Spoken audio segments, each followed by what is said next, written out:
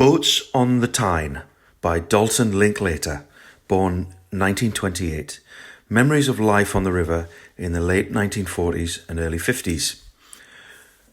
When the river was really busy, we that worked on or beside the water or played in the harbour learned to know the regular vessels that plied those waters. They became old friends, seen moving about their work. In those days before the tunnel, we crossed the river by ferry, and these were regular friends most of the time, though they slowed the pace of life to their plodding speed and the vagaries of the wind and weather. The ferry nearest the harbour mouth was the Halfpenny Dodger, a little steam-driven passengers-only vessel that sailed from a landing place on the river wall by the marketplace at the bottom of Borough Bank at North Shields and went straight over to the south side, down among the lower ship repair yards. The little Collingwood provided not only a regular workman's service, but an all-night service too, if you could wait long enough. It took over as a means of crossing from the car ferry when it closed down for the night, but this crossing first involved a reasonable walk downriver from the car ferry landing.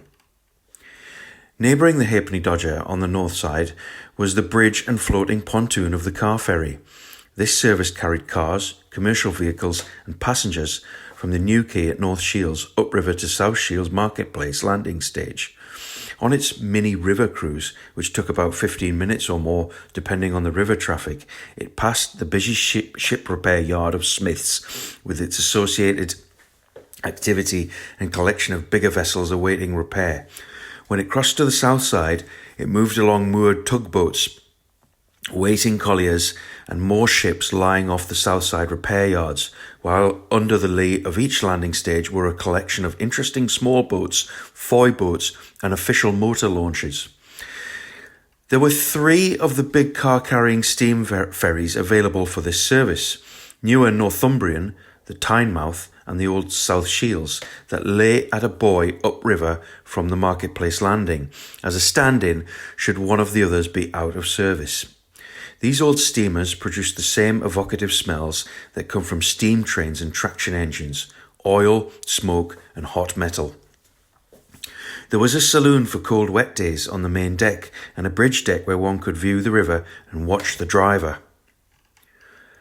Further upriver at Howden, the A.B. Gowan ran a free vehicular and passenger ferry service to Jarrow. Another old steam-powered vessel, she provided a service with the added spice of uncertainty. If the vehicle queue was to the end of the access way, it could be a 50-50 chance that you could get round by Newcastle more quickly than waiting for the next sailing. This little boat must have been designed in the horse and cart era, as the radius at the front of the car deck was too tight for the cars it carried to do a circuit of the deckhouse. So depending on the whim of the crewman, the first group of cars was made to reverse up the near side of the house, while the next group, though fed in frontwards, had to reverse out onto the rear parking area when being unloaded. On a helpful day, it was observed that in order to get the final car on the waiting ramp on board, the outboard loading ramp was lowered slightly, the transversely parked coal wagon was eased forward so that its nose was just overboard, and the oncoming car pressed down on its spring to allow the bonnet to rest below the tail of the lorry, protected from being scratched by an old sack.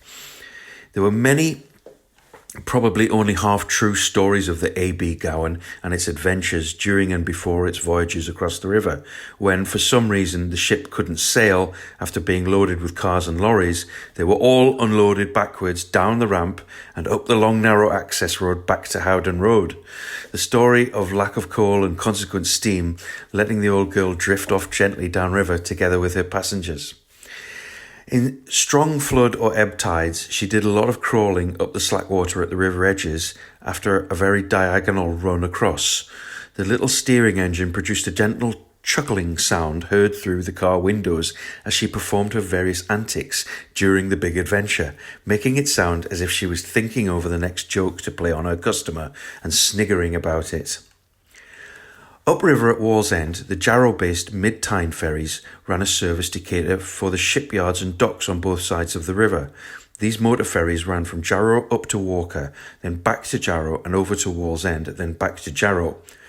Sailing from small floating stages, each furnished with a steel hut offering shelter and a loo facility, they were reached from dry land by a long girder bridge. The little boats were covered with a corrugated iron roof and side screens of plate and glass. Their daily journeys to and from Wallsend to Jarrow transported hundreds of workmen to such an extent that after finishing time, arrival at the pontoon ran the risk of capsizing due to the crush of people desperate to get off, some leaping the gap before the mooring process had been completed.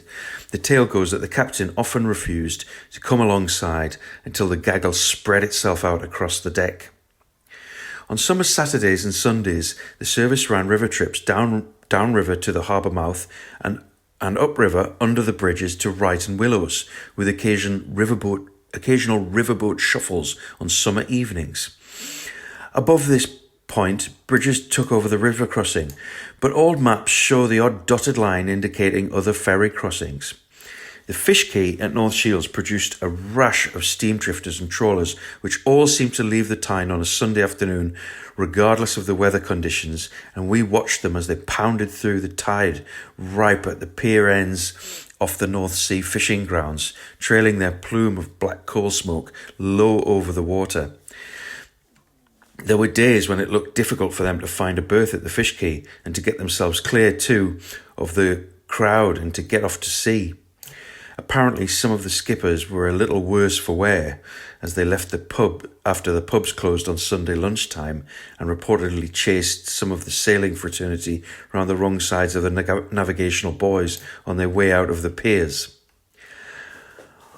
All the time, the river carried its variety of sea-going people, colliers of all shapes and sizes and all ages, heading in empty to the staiths at South Shields, Howden, Jarrow, and as far up as Dunstan, and out loaded with coal to London and the continent. The more modern colliers turned less romantic, but more user-friendly, with low lines, virtually no bridge or funnel, and a folding mast so that they could navigate the Thames up beyond the London bridges. Disposal of waste was always a problem, and the Tyne had its two specialist fly ash carriers, the Bessie Surtees and the Hexhamshire Lass, both serving the coal-fired power station at Stella on the upper navigational reaches of the river.